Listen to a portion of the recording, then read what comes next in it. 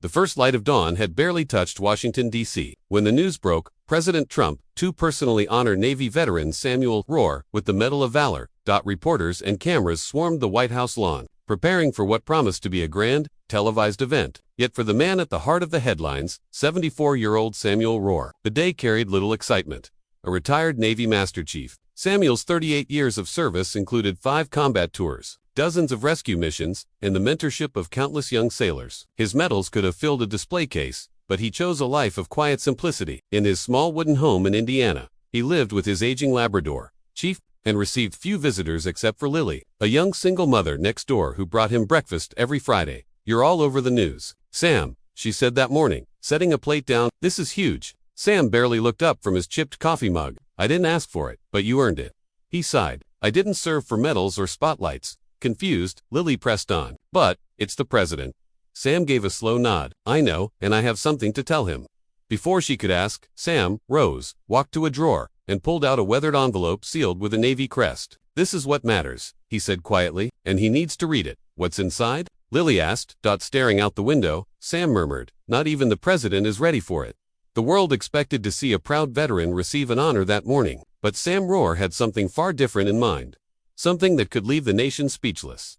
Sam had faced ship fires, a helicopter crash, and even a hostage crisis in 1987, yet media attention was his worst nightmare. To him, real courage wasn't in ceremonies or medals, it was in comforting a trembling recruit before battle or sending a folded flag to a grieving family. Later that day, Lily returned with news. "Sam, the mayor's office called. They're planning a big send-off, red carpet and all." Sam smirked. "I'm no celebrity." Her eyes drifted to the envelope still lying on his side table. "You're really going to give that to President Trump?" He nodded. "I've waited 20 years to hand it over." "What's in it?" Sam's eyes softened. "A request, one that matters more than any medal." He glanced at an old Navy photo on the wall himself, alongside 3 young sailors, all of whom had been lost in a mission gone wrong in 2004. Their names haunted him. They never got closure. Maybe now they will. As he packed his only suit, Sam touched the photo gently and whispered, "I told your families I'd try. This is for you." The train ride to D.C. was quiet, though Sam's memories raged like stormy seas. Wearing his service uniform not out of pride, but as a tribute to his fallen brothers, he drew the attention of a young boy carrying a toy battleship.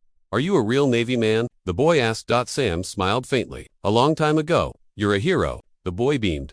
Sam's smile faded. "The heroes are the ones who don't come back."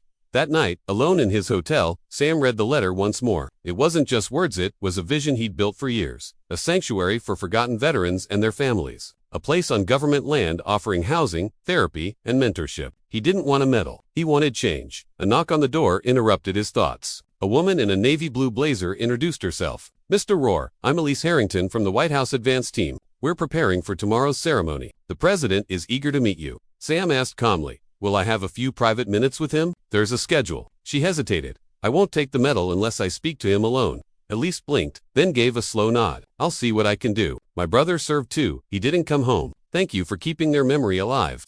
When she left, another knock came. "Lily, I couldn't let you do this alone," she said, stepping in. Sam blinked in disbelief. "You took the bus. I told the station I was your nurse. Got a military discount." Sam chuckled for the first time in days. "You really are something." The next morning, the White House lawn was alive with flags, cameras, and music. Veterans, senators, and officials filled the chairs as President Trump took the podium. "Today we honor Master Chief Samuel Rourke," he declared. "A patriot, a legend, and a man whose courage never faltered."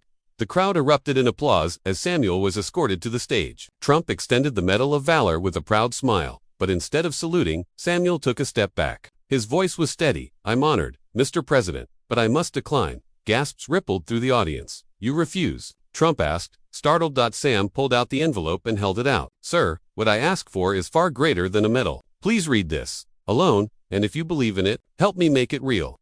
For a moment, the president was silent. Then he accepted the envelope, gave a solemn nod, and walked back inside without another word.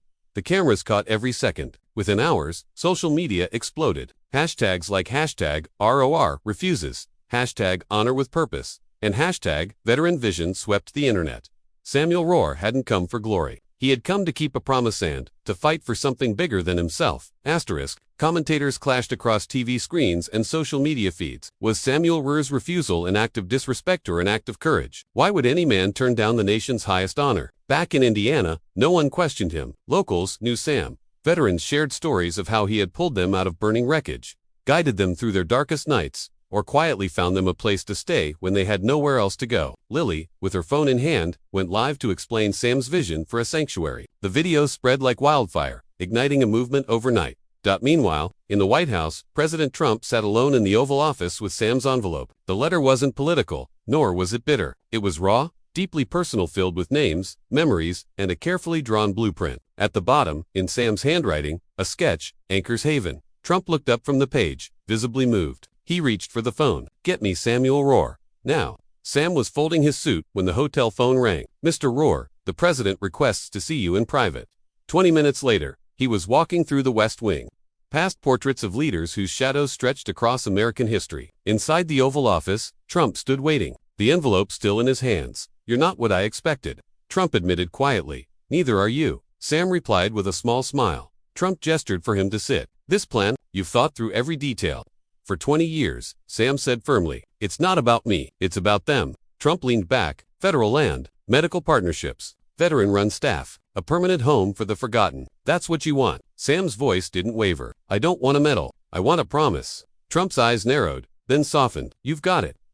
2 days later, the cameras returned. But this time, the story was different. Standing at the podium with Sam by his side, President Trump announced, "Samuel Rourke refused my award, but what he gave us is worth more than any medal. Today, I pledge full federal support for Anchor's Haven, a veteran-led sanctuary that will change lives." The crowd erupted in cheers. Sam stood silently, fighting back tears. "They'll never know what this means to me," he whispered to Lily. "They don't have to," she said softly. "They'll feel it." 6 weeks later, in a quiet corner of Indiana, bulldozers broke ground. Sam, wearing a hard hat, stood watching as the first stakes were driven into the earth. President Trump joined him for the ceremony. "You built this," Trump said.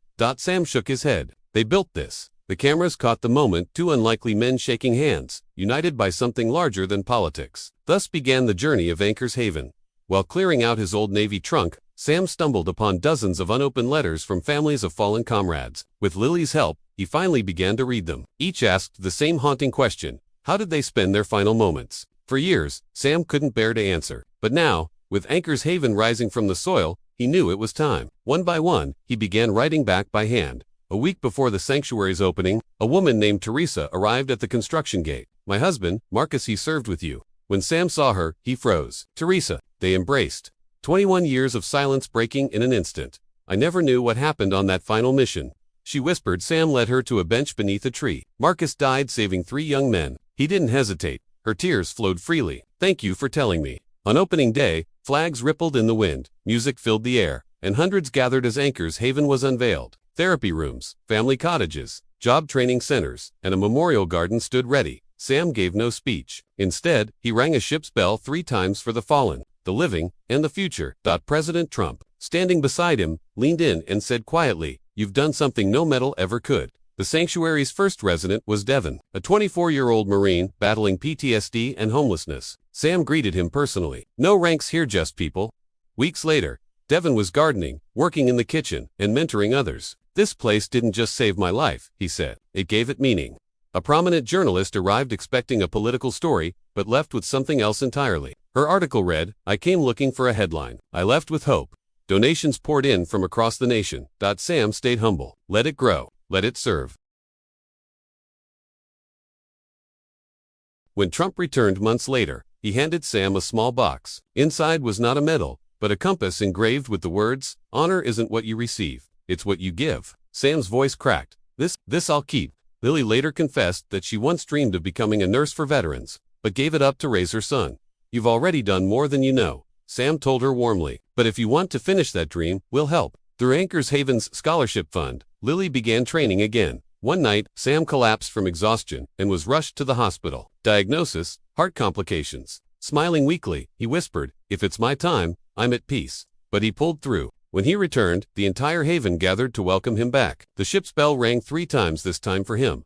Sam began writing a book. Letters from Anchor's Haven, part memoir, part guide for young service members. It spoke of courage, grief, resilience, and community. It became a bestseller, not because of fame, but because it mattered. In his final year as president, Trump returned once more. Walking the garden path beside Sam, he said quietly, "Of all the things I've done, this is what I'm proudest of." Sam nodded. "That makes 2 of us."